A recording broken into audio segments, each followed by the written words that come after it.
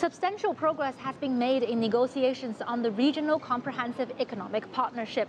The announcement was made by Singapore Prime Minister Lee Hsien Loong as ASEAN and its regional partners came together for the second RCEP summit.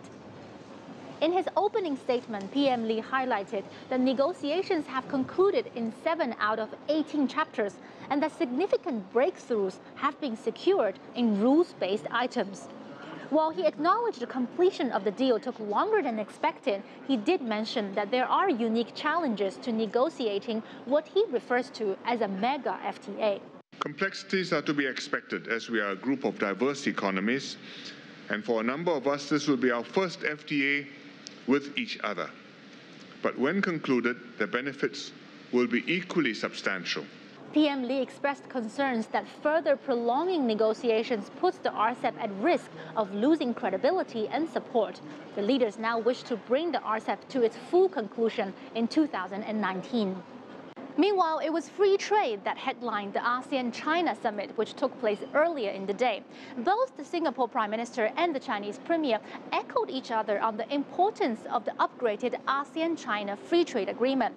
It was highlighted that the ratification of the renewed commitment will open up opportunities for businesses and increase two-way trade between ASEAN and China.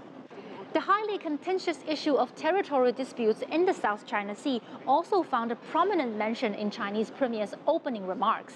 Premier Lee said that China and ASEAN have been working to properly manage differences and maintain peace and stability in the region. This year, thanks to the concerted efforts from all the parties, we have reached the single draft negotiating text, and we have agreed to finish the first reading of the text in 2019.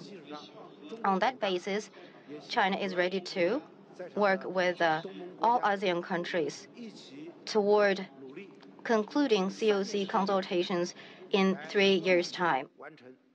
China's push for a code of conduct in the South China Sea, however, has come under severe criticism from the United States.